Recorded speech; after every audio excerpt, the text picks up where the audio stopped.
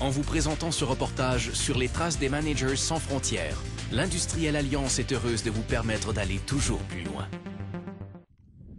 Mon reportage de cette semaine vous provient de l'altiplano bolivien. Après 6 heures de route, avec un froid intense, mais qui en vaut largement la peine. 6 heures de route pour aller à San Pedro de Totora, village de l'altiplano bolivien, dans ce bus qui me semble guère fiable. Mais on me rassure, c'est un Mercedes-Benz. Pour ce qui est de la route, elle est sans pitié pour le dos. Altiplano, qui veut dire haute plaine en espagnol, a une altitude moyenne de 3300 mètres. Elle est donc la seconde région la plus élevée au monde après le Tibet.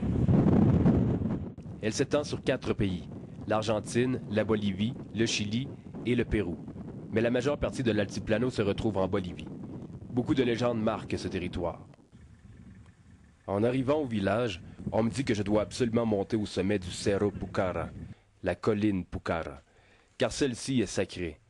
Cette colline est la plus élevée de la région, à une altitude près de 4600 mètres. Sur ma route, je croise ce couple, très accueillant, qui me propose de m'y conduire, tout en me racontant chacun leur tour une histoire du Cerro Pucara. Lui me parle d'une légende de 2 taureaux provenant du cœur de la colline, l'un rouge et l'autre jaune, se battant pour l'amour d'une femme.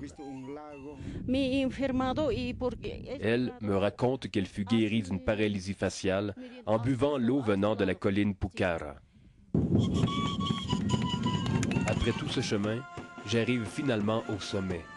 Un hymne traditionnel a lieu où danse et chants folkloriques agrémentent l'incroyable panorama que l'on a à cette altitude.